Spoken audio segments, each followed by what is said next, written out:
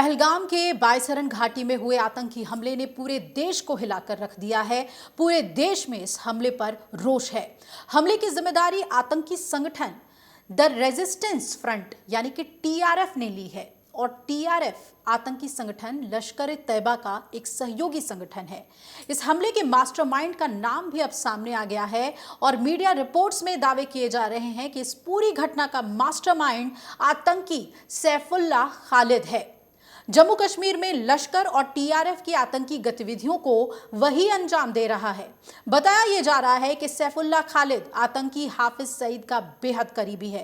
पाकिस्तानी सेना भी खालिद की मुट्ठी में रहती है। तो आइए जानते हैं कि आतंकी सैफुल्लाह खालिद आखिर है कौन। लश्कर ए तैयबा के डेप्यूटी चीफ सैफुल्लाह खालिद को सैफुल्लाह कसूरी के नाम से जाना जाता है। देश में हुए कई बड़े आतंकी हमलों में इसी का नाम सामने आ चुका है। बताया जा रहा है कि सैफुल्लाह लग्जरी कारों का शौकीन है और इसके साथ ही वो लश्कर के आतंकियों के अत्याधुनिक हथियारों से लैस सुरक्षा घेरे में रहता है। सैफुल्लाह खालिद की पाकिस्तानी सेना से भी काफ़ी नज़दीकी है और पाकिस्तानी सेना पर उसका इतना असर है कि सेना उसका स्वागत फूलों से करती है। वो सेना के अधिकारियों की पूरी मदद करता है, साथ ही पाकिस्तानी सेना के जवानों को भारत के खिलाफ भड़काता है। पहलगाम आतंकी हमले से 2 महीने पहले सैफुल्लाह खालिद पाकिस्तान के पंजाब के कंगनपुर पहुंचा था और यहां उसने पाकिस्तानी सेना के कर्नल जाहिद जरीन खट्टक ने जिहादी भाषण के लिए उसे यहां बुलाया था। वहां उसने पाकिस्तानी सेना को भारत के खिलाफ भड़काया। मीडिया रिपोर्ट्स में यह भी दावा किया जा रहा है कि पाकिस्तान के खैबर पख्तूनख्वा में आईएसआई और पाकिस्तानी सेना की बैठक में उसने कहा था, मैं वादा करता हूं कि आज यानी 2 फरवरी 2025 है, हम 2 फरवरी 2026 तक यानी ठीक 1 साल बाद कश्मीर पर कब्जा करने की पूरी कोशिश करेंगे।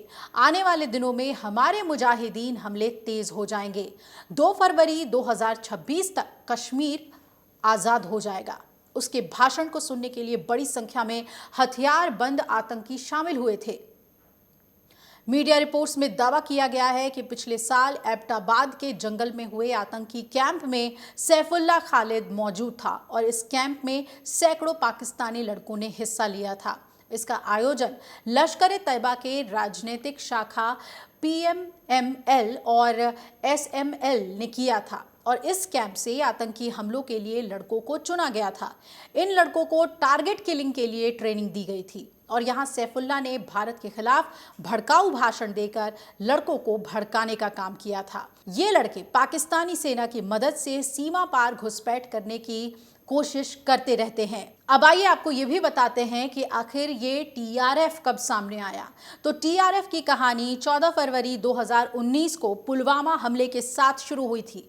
कहा जाता है कि इस हमले से पहले ही इस आतंकी संगठन ने घाटी के अंदर अपने पैर पसारने शुरू कर दिए थे। धीरे धीरे ये संगठन अपनी ताकत को बढ़ाता चला गया और इसे पाकिस्तान समर्थित कुछ आतंकी संगठनों के साथ खुफिया एजेंसी आईएसआई का भी साथ मिला, मदद मिली।